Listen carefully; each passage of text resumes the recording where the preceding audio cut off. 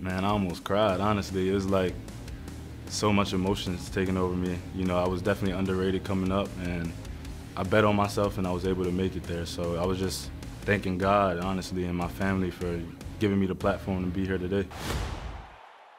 All right, Roman, like, bro, you one of the top backs in the Big Ten, okay? Describe your running style. What makes you do what you do? I got a little bit of speed to power. That's what I like to call it. Got sneaky speed. If you let me get in the open field, I can make you miss and, score from big, and then I can run you over a little bit too. So it's kind of like a good mix-up that I got there, and I think it gives me a diverse running style. Is there a certain scheme that you favor over the other? Do you like inside zone, outside zone? Do you like the gap scheme where you got guys pulling and kicking out so that you can explode into the secondary? I like outside zone, but I really like everything. Just running the ball, it's like a talent that I happen to have, and I just like to run the ball any way I can. Who's been most influential to you with regards to your running style? I think Alvin Kamara. He's one of those backs that does a lot of things outside of the backfield as well, and I feel like playing like him gives me a better chance to, fulfill my dream in the NFL. I like that, man. Alvin Kamara, a dog, man. He get after it, you know what I'm saying? What's your earliest memory of playing the game of football? 8 years old is when I can really play-by-play tell you what happened. My first time playing at the Raven Stadium, I was 8 years old. We went to the championship, and I had a little touchdown and scored in the end zone. So that's the first time I can vividly remember me playing. Was it tackle football? Was it flag tackle? It was tackle? Tackle football, yeah. At Raven Stadium, what was the whole scenario? What'd you do to get to the championship? Did you have a great game to get to the championship? Yeah, we went undefeated that season. We lost in the championship, but we had a great season. We put, great games together, stacked some games. We were 10-0, went to the championship. We came up short, but we had a lot of fun. It was a good experience. That's dope, man. All right, is there a NFL player currently that you'd like to be on a team with? Man, I'll be blessed to play with any of them, honestly. But, we got some Terps that are in the NFL now that, it'd be cool to get back with them that I've seen. They were the leaders when I was coming in, and now I'm kind of a leader, so it would be cool to team up with some of those guys again. Describe the first time you ran out of the tunnel in Maryland Stadium. Man, I almost cried, honestly. It was so much emotions taking over me. I was definitely underrated coming up, and I bet on myself and I was able to make it there. So I was just thanking God, honestly, and my family for giving me the platform to be here today.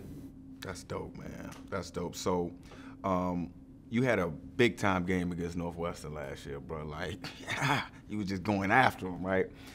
Describe the mindset when you play them again the next year. Do you come in with a little bit more confidence? Is it I know I can get work against this team? I really try to take it as a faceless, nameless opponent. So I go back to the drawing board and I want to start over from scratch. But it definitely feels good to know that my teammates have my back and they have trust in me because of what I was able to do during that game. Yeah, it's pretty dope, man. You got some long runs on that game too, dog. You was getting after it. All right, who has the best TD celebration? Because in my notes, I can see one of your offensive linemen got penalized last year for celebrating, man. So I got to ask, who has the best TD celebration? We got crazy celebrations in practice. It doesn't see the game field a lot. But I would say the receivers as a whole, they got a nice little handshake that they do, and they got a lot of stuff behind it. So really? I'll give them their flowers for that. But, my celebration is near and dear to my heart, so I'll say me as well. Could you describe your celebration? Just, the Antonio Brown thing, but for me, it's my grandmother that I'm talking to in reference to her because, she passed away when I was a freshman. So it's like a kind of communication with her because she was actually scared to watch me play. She said she didn't want to see me get hurt or anything like that, so she wasn't really able to come to any of my games ever, really. So. Well, man, you opened that door, man. What type of impact Grandma had on you, man, growing up? Oh, big impact. I'm family oriented. I chose to come to Maryland because I'm from Maryland. So yeah. It's I get to go home on weekends, and I got a lot of siblings and things like that. So my grandparents and my parents, they played a huge role in molding me to be the person I am today.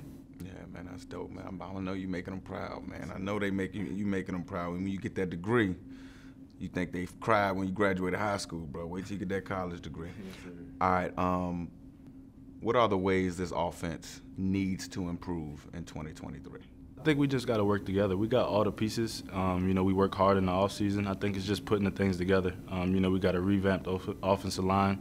You know, we got a lot of people that, you know, took their chances in the league and things like that. So we're revamping that. You know, we got some firepower outside with the receiver position. And it's just doing our job. You know, when we got Leah back there, he can make the plays. We just got to be able to set it up for him. And as a running back, just got to make sure I do my job in pass pro and things like that to help this offense flow. Talk about Leah, man. I mean, he's the most experienced quarterback in the Big Ten. The guy can hit anywhere on the football field, great accuracy. Just describe some of the great things about your quarterback, man, because the rest of the world can see it. He's definitely made my job a lot easier. He's one of those guys where he comes to work every day ready to work, and he pushes everybody else around him, and I feel like I was able to develop my game because of him. He makes me play harder because I know he has my back, and that's something that you take to heart, really.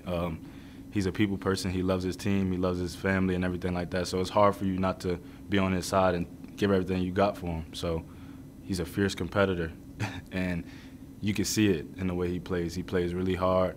He plays for his teammates, and it makes you want to play for him as well.